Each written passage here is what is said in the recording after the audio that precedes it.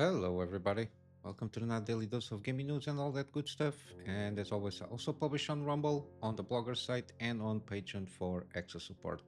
In any kind of updates and as such, usually I go about on Twitter X, usually more on the live stream front, which, again, when I can, I will try to get around at least a couple of hours block to get around this. Maybe this weekend, I'm not sure. Again, it's a mess, my working schedule, given that I do some freelance jobs. So that's that. But today we're going to get a new episode from Midnight Suns. I've been having a blast playing this game. It's a little bit addicting. It's kind of my jam here. Even the interactions with the NPCs and the such, all the little gameplay things that are there, the friendship levels and all that jazz. It's very addicting trying to always do the next day, next day, next day.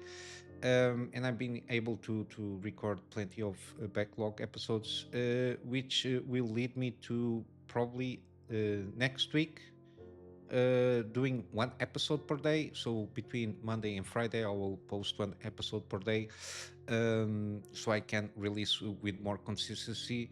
And the fact that I'm starting to have a huge backlog of episodes that I've been recording, I prefer to launch them as soon as possible. If by any chance I start to dry up on backlog episodes again, I will reduce the launch of those episodes, but I will let everybody know if that happens. But yeah, so far today we're going to have an episode, and starting next week, one episode per day on the working days there. Let's go to the news. Yesterday I referred here with 9700 XT and 9600 X. Sorry, not 9700 XT. Jesus, this is a lot of numbering. Sometimes I get confused. But the new Zen 5 CPUs, the lower end, regarding review roundup. And I've been trying to check what the issue was because I said I watched it. I didn't watch, but I saw some headlines regarding some reviews. I think PC World. I think it's PC World. They delayed their own review for the CPUs there, and they borrowed. I saw a headline that if I think he went on and basically tested the CPU on PBOs and unlocked there. And I watched the borrow, and it seems to me that the 9700X did not launch properly. Let's say, given how much in terms of performance that it did manage to extract, at least on productivity workloads, in some very specific scenarios, not very specific, but the settings, in very specific settings, like completely overclocked. He managed to extract around at least 27% in terms of performance there. In terms of gaming, I think the 65 watt limit is too much. I think they could handle just release that on the same TDP that the 7700X was launched, like 105 watts. I think would serve better, because even on 65 watts there, in terms of temperatures, the temperatures are way too low.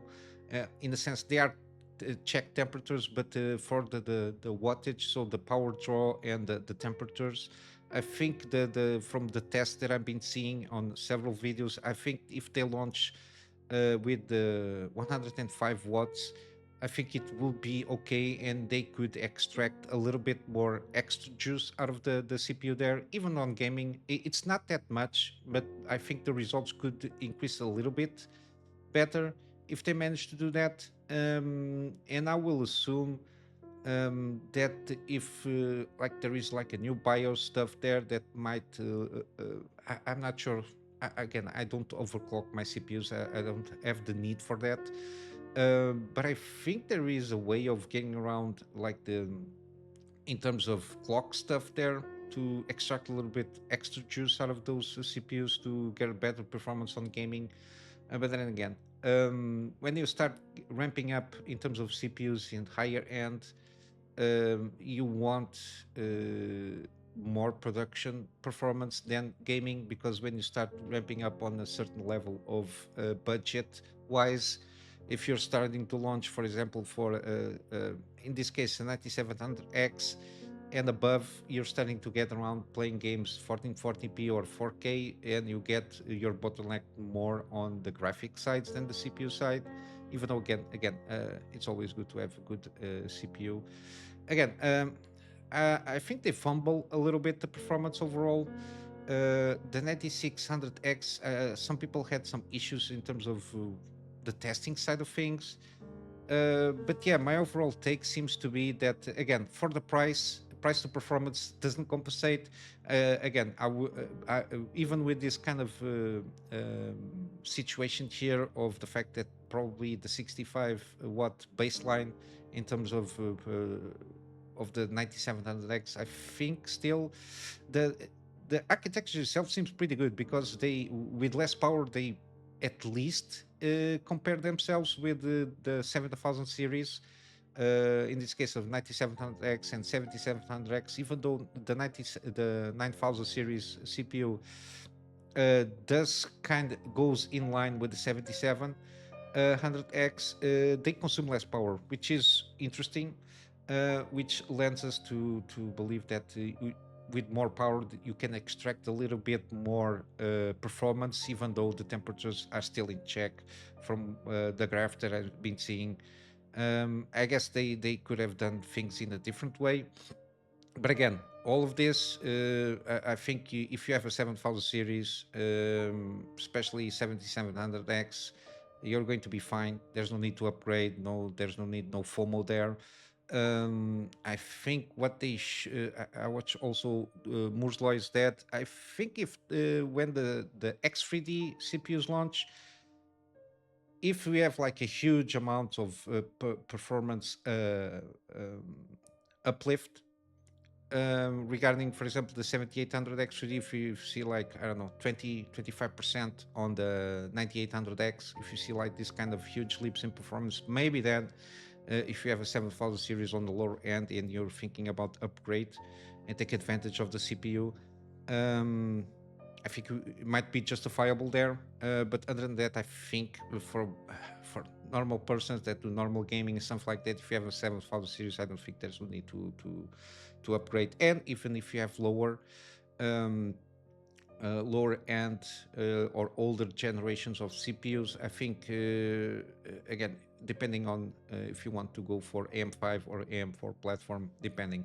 But then again, the 7000 series are very serviceable. They are very cheaper, at least for the concurrent market in terms of pricing. So I think there is no justification for just going for the 9000 series out of the gate. I don't think there's that need. And then you have also the 800 series motherboards that will launch later this year. Again, after all this, I think we will have a better sense of how the 800 motherboard series might or not bring any kind of uplift or help out on this 9000 series, given that these CPUs can handle a little bit more out of the gate, more memory speeds there. Again, we'll have to wait and see how this will behave throughout the rest of the year with the launch of this 9000 series plus the motherboards there, see how the entirety of the picture it is. But yeah, don't jump into it now. There's no need to. We got more than proven 7000 series. They are very comparable even with Intel, and not talking about Intel with all the little shenanigans and all the shit show that is being happening there.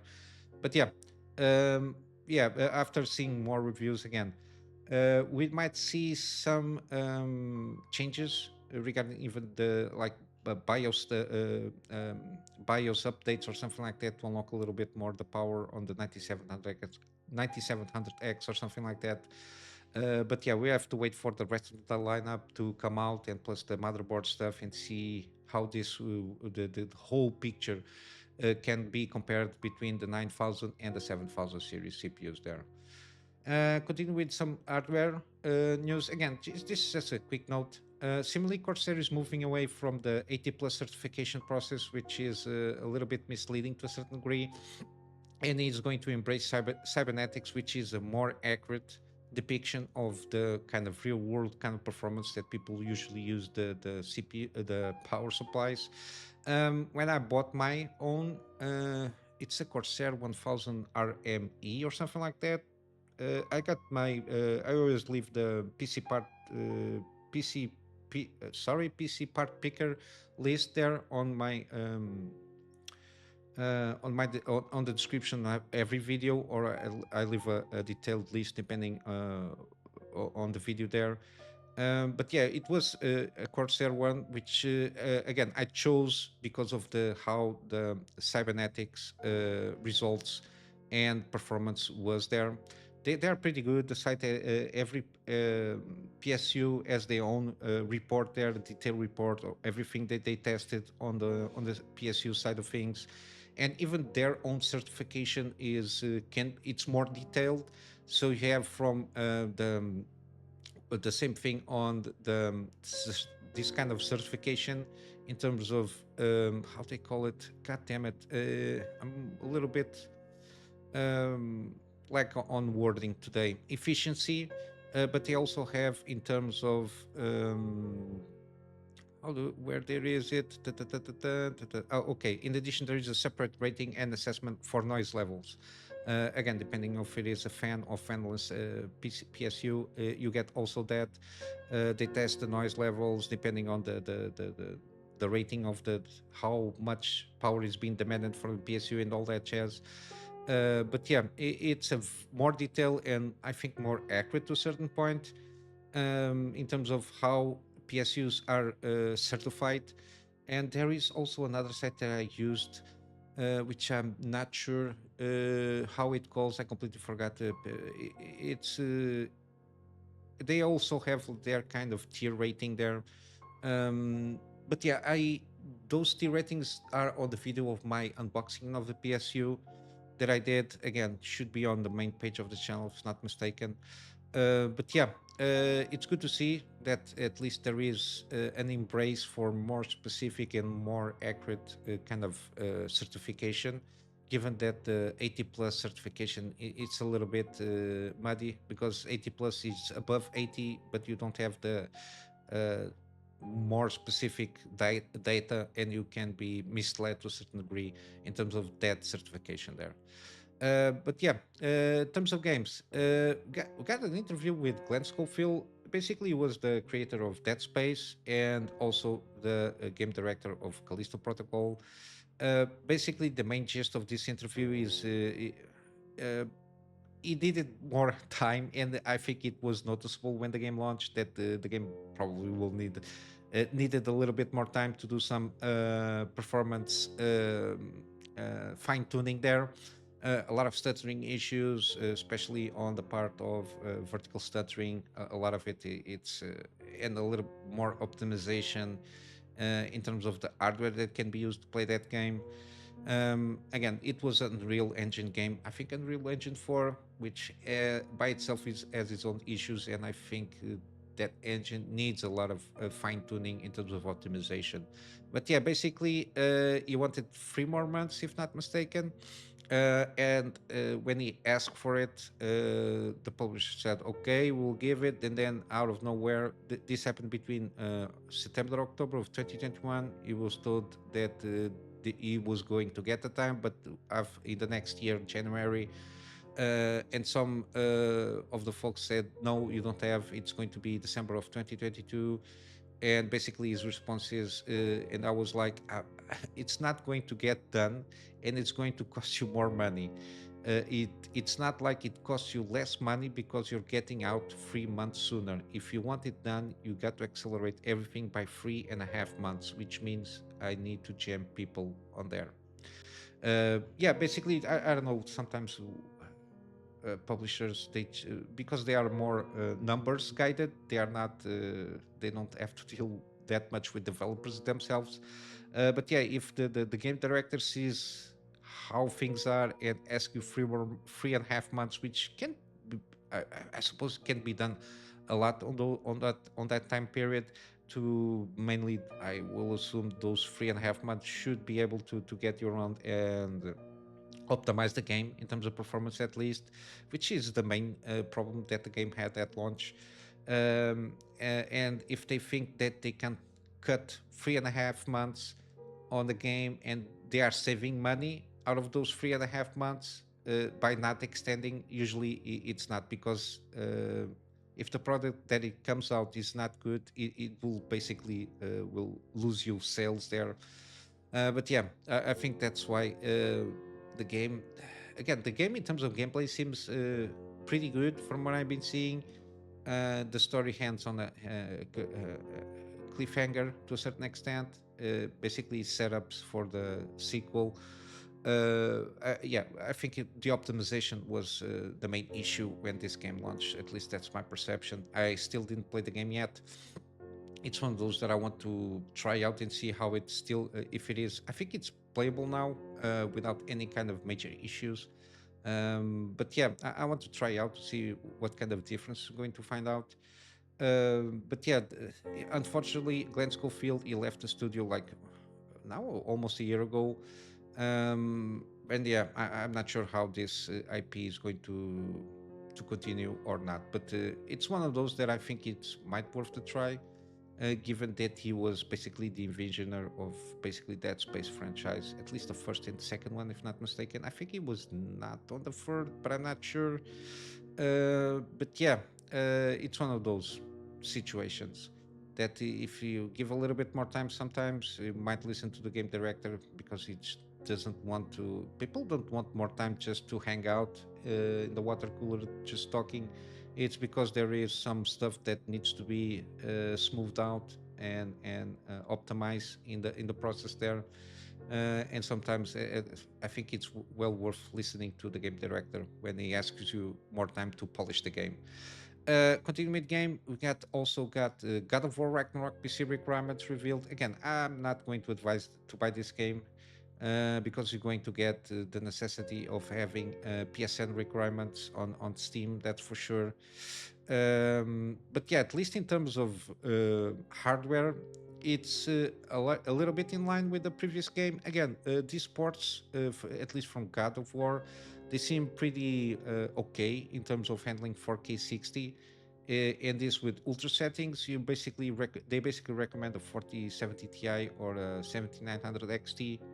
Even the CPU demands are very low. Ryzen 7 3700X, and from Intel an 11600K from Intel. I think they are pretty achievable here, even if you want to play in lower end systems here like 1080p. Again, very achievable with the very old hardware. You can still play this game to a certain degree without any issues. The only requirement here is more about the RAM on your system. If you want to play 1080p and above, they usually recommend 16 gigabytes. And also the storage capacity for this game, it's a little bit big, 200 gigabytes basically. It's a little bit much, but I think again, it is what it is. We are getting a lot of this high demand on the on the hardware in terms of storage there. But other than that, I think it's pretty doable if you want to play this game. Again, I don't recommend because of the PSN requirements. The first God of War port there, it's available on GOG if you're reticent. I covered yesterday. It's on sale at this moment on GOG, and you don't need any kind of online shenanigans. And everything on GOG, it's usually this. They don't have DRM, so no online activation, no online shenanigans to connect to play the game. You just download the file, install, and that's it after you pay for the game. But continuing here with the Ragnarok stuff here, they are going to support out of the gate DLSS 3.7, FSR 3.1, Intel XeSS 1.3, and again DLSS and frame generations things here. Again, usually the ports out of this usually are pretty good, and yeah, it is what it is. You don't need a higher spec PC to play this one if you want. You just need to pay attention to the storage demands and for the RAM demands in older systems because usually they don't have 16 gigabytes or not most of them. But yeah, at least that's my overall take on this one. We got also some Wolfeye Studios reveal first look at in development retro sci-fi ARPG. This is from some of the makers of Dishonored and Prey.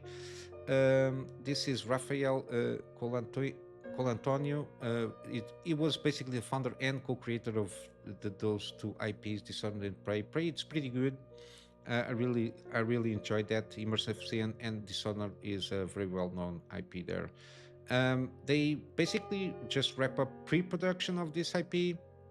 It's going to have DNA or earlier arcane games, which is something that people want. And it's again rich and detailed world from how to play a deep RPG experience. Again, wrap pre-production, and now they are full steam ahead in production. Again, I will have to say 2 3 years maybe. And yeah, we only have these two screenshots to tease us. I don't know which kind of engine this is going to be made. I didn't see any kind of information. But yeah, they are officially confirming the is actively in production and it's going to be a first-person action RPG. So basically, in line, at least with where I played Prey, it's basically the same thing from what I understand. And hopefully, we'll see this game in 2 3 years again. Um, we'll see how it goes. Hopefully, the trailers and the gameplay are pretty excellent. And again, any kind of game, I always hope it is a good game. But talking about good games, we're going to talk about Silent Hill 2, which it's setting up not to be a good game because now we got Bloober Team CEO doing the rounds here because I think the game is going to launch this year, supposedly November, something like that. Again, they are basically begging people to trust, trust me, bro, that the game is going to be good, kind of a thing here.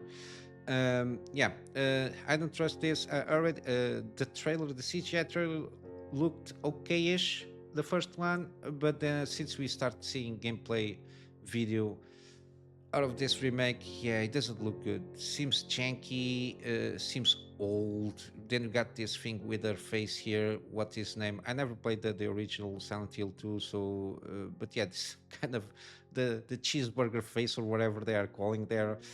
Yeah, the gameplay. Yeah, this seems like 10 years ago kind of graphics and jankiness on the gameplay there. But yeah, it's not good. This, and again, Rolling Stone, which is a very well known outlet that is completely broken.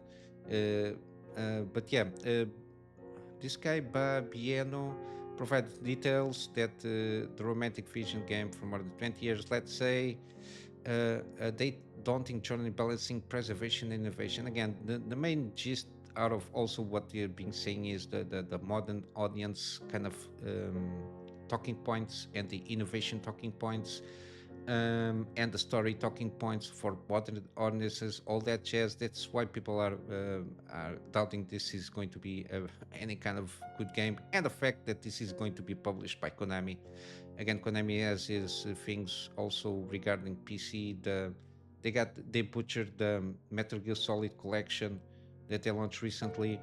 Um, that's why even Metal Gear Solid Delta, kind of the remake of the Snake Eater game, it uh, seems to look good, at least from what we saw for so far. But I don't know. But yeah, because of those conversations with Konami, this is again still Babieno talking. We found a great balance of what we and our partner had in mind. It took us a long time to get there with a lot of creative discussions and hard work, but we are very happy with the result. And then he continues, I'm dreaming that gamers will trust us. Nope. But I realize that trust is earned through actions, not through words.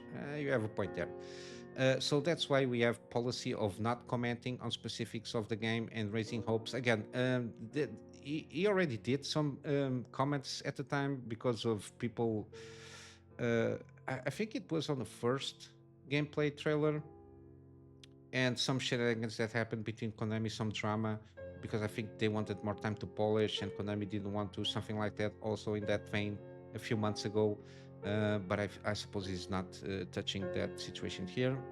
But he continues, we want to show our ambitions for our work, so we can't ask for anything that gives us a chance. And then we got here.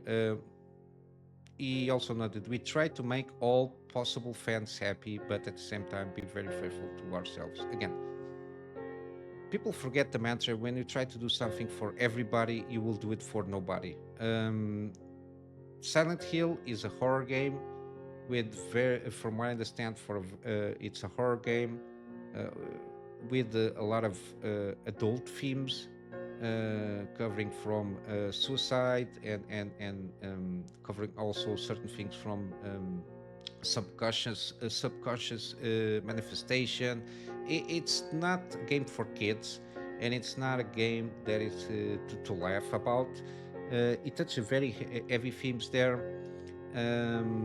and introspection and everything. It's not something made for everybody. Not everybody wants to play this game.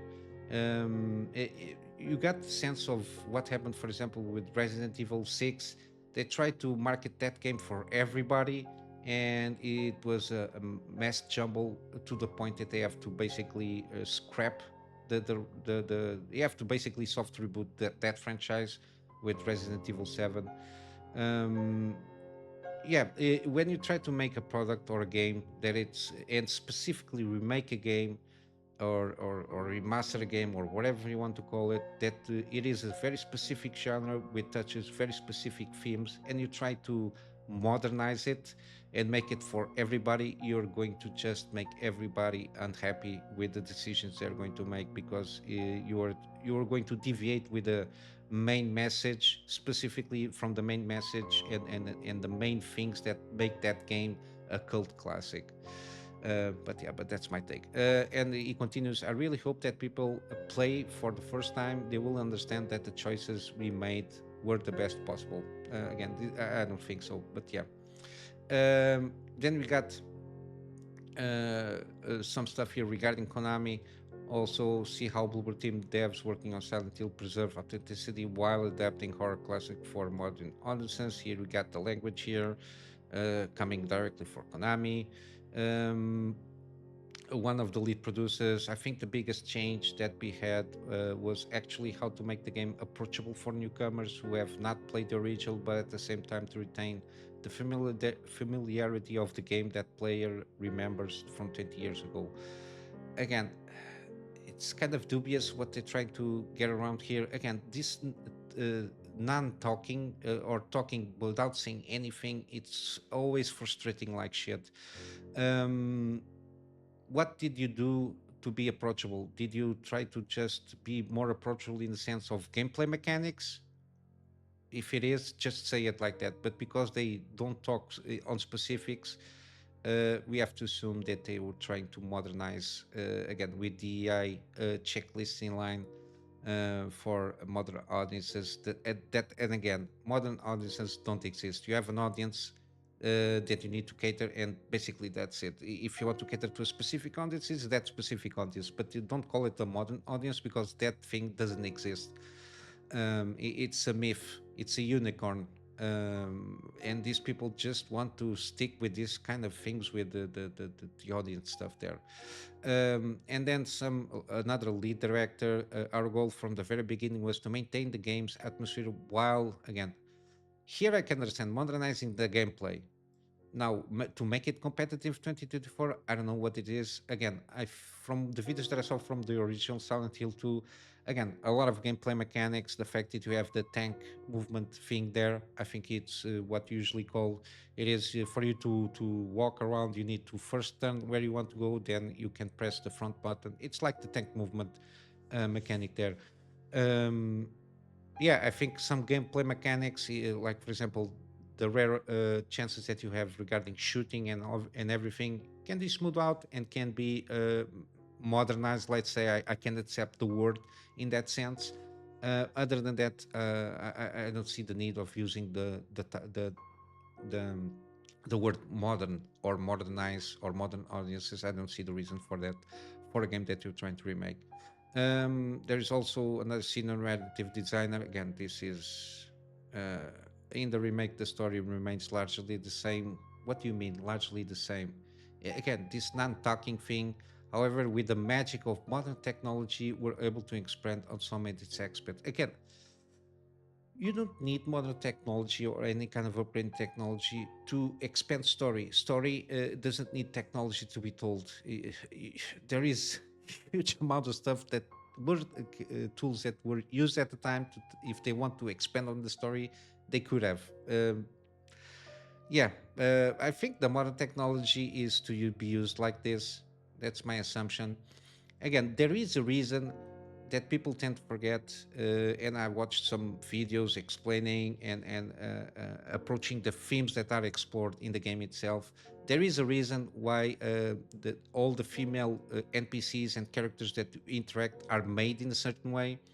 Mainly, it's of the subconscious of the main character. Again, I completely forgot how he's hidden or whatever it's called. Uh, why there is a reason for this lady. I think it's called Angela, and there is his wife. They are over sexualized because it's the subconscious projecting on this world, because it what Silent Hill does is projecting your subconscious and desires, project all the desires that you have. And in this case, the James, I think it's called. Again, I forget the main character with the character that you play with. He in his subconscious he over sexualizes a little bit the women. That's why they are portrayed in that world like that. Even his wife, he thinks she's very odd because basically it's the subconscious of what he wanted to her wife to be a little bit more than she is in reality. That's why there is also that disconnection with him when it is interacting with her wife, because he finds it very hard the way that she is portrayed in the game, because that's the point of the thing. It's the subconscious being projected in this world. That's what Silent Hill is. But yeah, and they butcher everything, because then again we got DI consultancy firms, which in this case is not Sweet Baby Inc. It's Hit Detection, which is self-described sensitive consulting company, and is going for Silent Hill remake. They work on that, and again they work also with Konami and Remedy. Also, I think that's why I'll make to add some shenanigans happening there again. But it's still a game that I want to check, because in terms of the story itself and the gameplay seems okay. I don't know. I have to wait. I have to see more reviews in line to see how it goes. Again, even on the White Mario looks so sanitized, not spoiling the game, but it's over, bro. Pack your things. When they say modern audience, they mean it. But yeah, just a quick rundown here on It Detection, video game consulting firm with a global presence. Supposedly, they bring decades of experience in games, media, consumer electronics, and interactive entertainment to deliver the most comprehensive and accurate insights to clients who have trusted us for many years. Among this team clientele, they have Bloober Team, Remedy, and Sega, which is not good. They also note that are committed to building a team from a variety of backgrounds, including underrepresented groups, is a superpower that allows us to provide unique and varied perspectives, setting us apart from other firms. This diversity is a strength that fortifies our insights and gives us a natural advantage with the consultancy landscape. And again, their main focus is basically sensitive issues assessment. Again, sensitive reading, censoring, um, modernizing again. But yeah, and this is run down the what it's already been launched here. Of again, it's retreading a little bit what is being said here on the top of the article here. Again, main gist is this seems to be heading on a shit show kind of launch here for this game, with all the DEI checklist, modern audience, put it all together in a bag and just throw it to the garbage kind of a thing there. And basically, the Bloober team, even Bloober team CEO, again, he knows they did there, and probably he is basically begging for people to play the game, to buy the game and play the game. Again, I will leave it to you, but I don't think this is going to be a good game. I think even the original one might be more playable than this remake, but yeah, it's a shame that this happened to a game like this, Silent Hill 2. But yeah, in terms of news, what I got, let's go from good stuff, which is deals. We got the QuakeCon sale now until the 21st, and there are some good games on sale. We got the Evil Within and We Evil Within 2, they are on sale. So the Evil Within one, season pass, okay, the base game is $4.99. Again, I made series on both of these games. At this price point, I do recommend them. uh, Also, I do recommend Evil Within 2, 80% off. I think they are pretty decent games. There are some very interesting lore. Again, to a certain aspect, it's kind of inspired in certain aspects by Silent Hill on what they're trying to do there. But yeah, and some kind of Resident Evil-ish kind of gameplay there. But yeah, it's a pretty decent couple of games here. We got also Prey again. We talked about this from the news article. Again, 80% off. Again, this game has a stamp of approval, especially at this price point. I think you will have an excellent experience with the base game. Again, interestingly enough, the Evil Within and Prey are from both closed studios after acquisition from Microsoft, which is interesting enough. But yeah, this game still is a very excellent experience. Got my stamp of approval. If you're not sure if this game is for you, you can check out my gameplay series on this one. The first, I think the first episode might be more than enough, so you can get a sense of what the game is. We got also Doom, 80% off. We got also the follow-up Doom Eternal. Again, there are several editions. I think the deluxe edition supposedly has all the DLC. It's 75% off, but you got also the standard edition, which is 75%. And you got also Wolfenstein. This is the alternative history collection. Again, I recommend all of them except Youngblood. Um, yeah, it doesn't have Black Swiss. I don't know why they killed them off. I think I'm not sure what happened, but yeah, Wolfenstein Youngblood is basically the two daughters from Blazkowicz and her wife, his wife. Sorry, but yeah, I really don't know what happened here. Maybe modern audiences happened here also on this game. But yeah, the other three are pretty good, and they are individually, if not mistaken, 75, 85, and 75% off. Again, I will leave it regardless, and you buy, if you want to buy all of them, they are 80%, 85% off the bundle here. Got also Vampire Survivors. Again, this is one of those bullet hell action roguelike pixel graphics 2D, all things combined together in this addicting game. Again, from the few videos that I watched, this game is addicting like hell. It's one more run, one more run, one more run, and you end up getting stuck in an endless loop of playing this game until you finish off. Yeah, it's 25% off on the base game. Then you got all the DLC and OST. Again, it's not that much, and this is made by a handful, like a literal handful of developers here. And I think it's still a pretty good. Again, overwhelming positive reviews all over the place. Again, it's very cheap for what it is. If you like this kind of game, this is the thing for you. And you got also Dredge, 35% off, and Pacific Drive, 40% off. On GOG, we got Cult of the Lamp, 40% off, and you got also the Cultist Edition, also is 40%. You got then Deus Ex Human Revolution Director's Cut, 85% off. And lastly, Deus Ex Mankind Divided, the Digital Deluxe Edition, also 85% off. And yeah, basically this is it for what I got for you today, guys. I will wrap up with a plug on my Patreon as usual for access support. At this moment in time, the access support is more in line for me to get a better storage solution, for me to be able to have backups of stuff that I do for my clients, and of course some extra space that for the videos that I do for the channel. And with all that said, hope you have a wonderful day, and I will see you in the next one. So until then, Kunamy Master out.